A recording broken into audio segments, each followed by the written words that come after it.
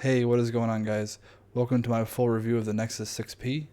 I've had this phone for just over a week now, and I've been using it as my daily driver the entire time, so I think I'm ready to give this a fair review, and after I review just the phone by itself, I will do a little comparison to the iPhone 6s and the iPhone 6 Plus.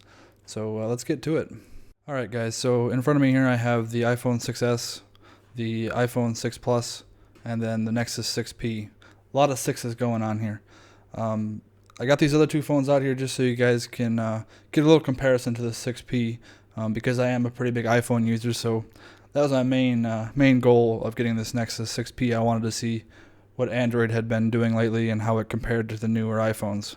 So for now, I'm going to set these other two aside so that I can get my full review of the Nexus 6P done. But we'll come back to those other two phones in a bit.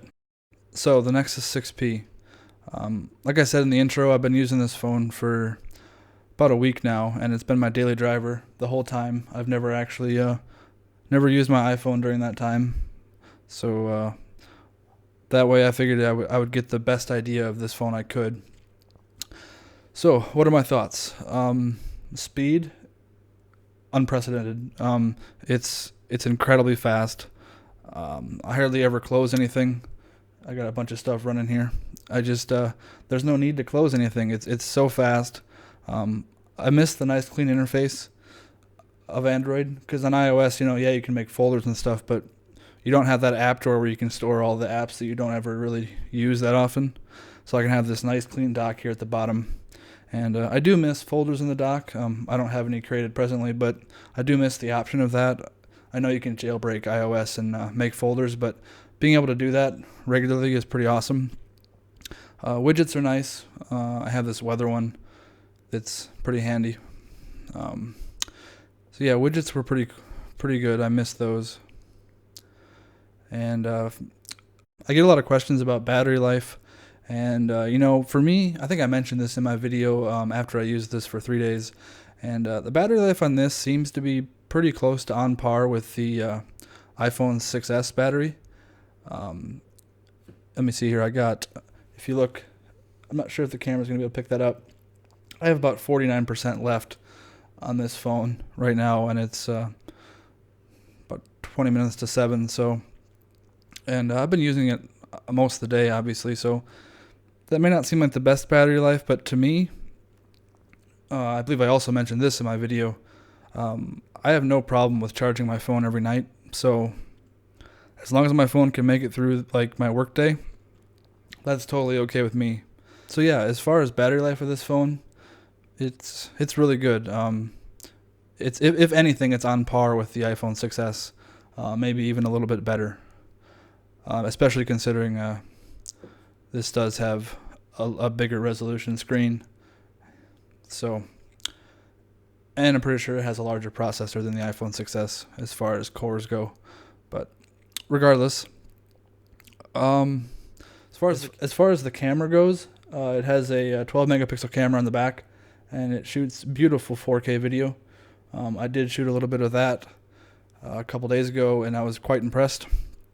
And while I'm on the back of the phone here, this fingerprint scanner, very fast. All you have to do is put it on there for a second, and it scans it. So it's pretty fast. We'll lock that again. So you just take it out of your pocket, do that, and it's unlocked. So at first I thought it'd be weird having it back there, but the more I played with it and the more I accidentally took it out of my pocket and had my finger right there on the scanner, it just made more sense to put it there. So that's nice. For a port, it uses the USB-C connector, which I really like. I think USB-C has a very good future, and it's kind of cool they put that in the device. It also has a fast charging capability, which is amazing. They claim that 10 minutes of charging is like 6 hours of battery life, and I didn't test specifically how much that is, but they're not far off. When this phone is below 20%, you can do a full charge in about 30 minutes, which is outstanding. So I was really impressed with that.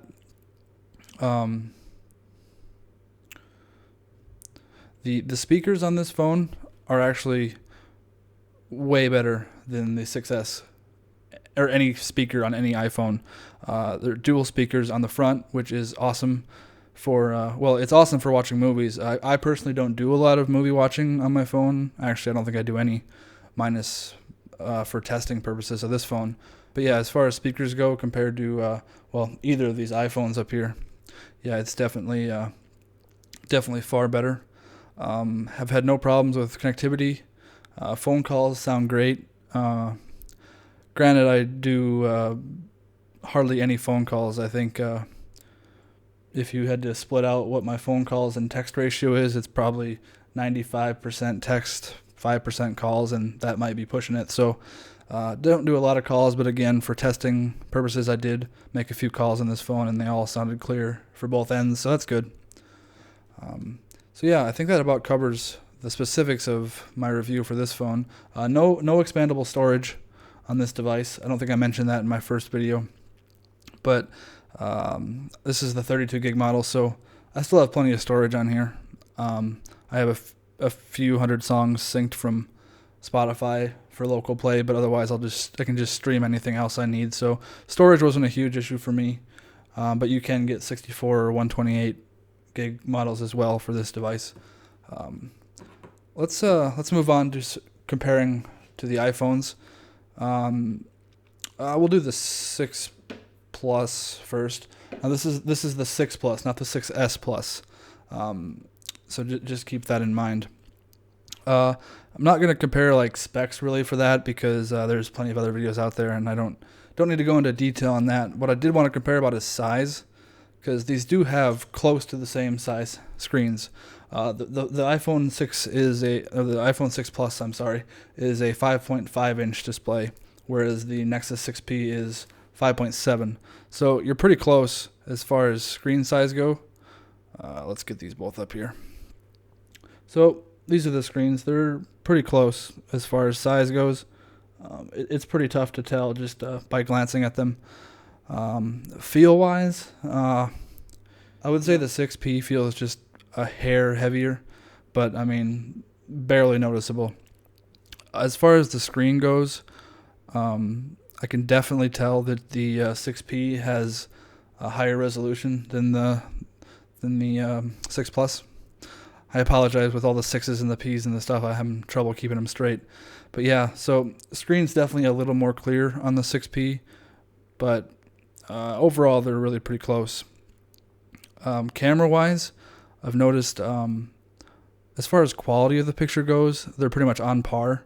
But with the iPhone, and this goes with the 6S especially, but even on the 6 Plus, the shutter is a lot faster on the iPhones than it is on the 6P, I've noticed. But camera-wise, the quality of the picture that comes out on the 6P, I would say it's on par, if not better, than the iPhones.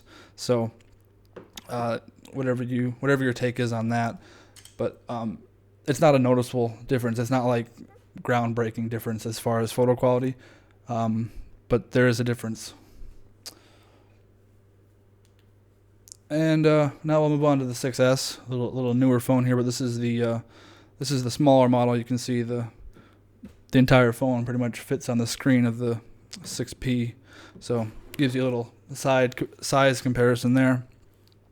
So yeah, this is the iPhone 6S and the Nexus 6P. Speed-wise is what I really wanted to test on these phones because, you know, this is Apple's newest A9 chip versus the Qualcomm 8-core processor that's in the Nexus 6P. For these two phones, speed is almost identical. I did notice the iPhone would slow down a little bit more as I opened more apps, and that's understandable because the Nexus does have an extra gig of memory versus the iPhone 6S.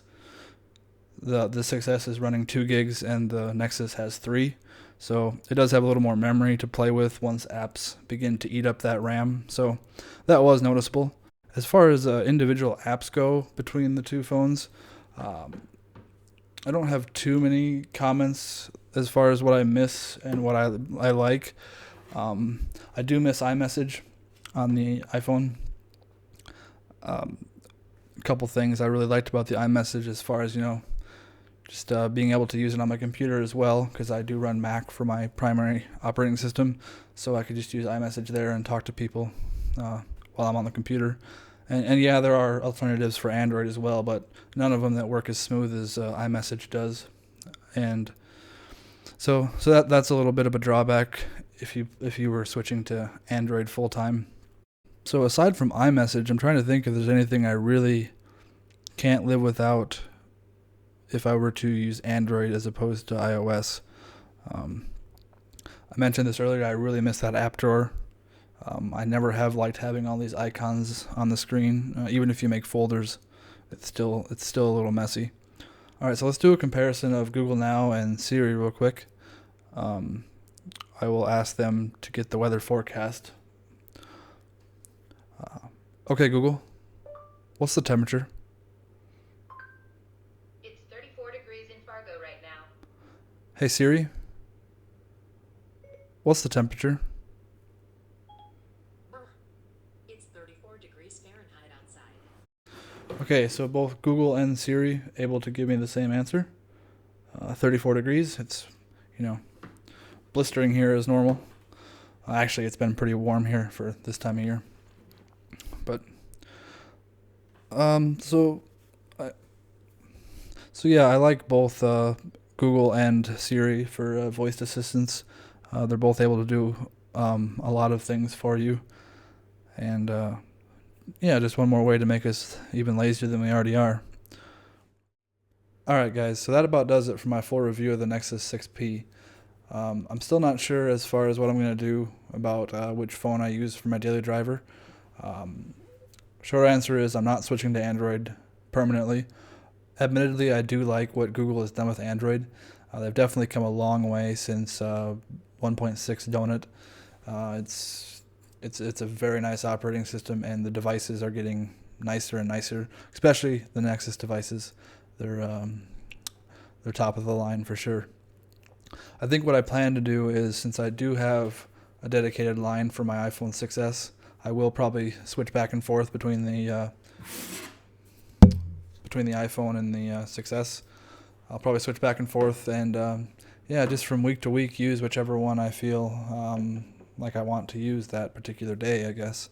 I probably won't be a day-to-day basis. It'd probably be week or bi-monthly basis. So anyway, I hope you enjoyed this review. If I did miss something you have a question about, please leave a message down in the comment section, and I'll be sure to answer it as soon as I can. As always, thanks for watching, guys, and I'll see you next time.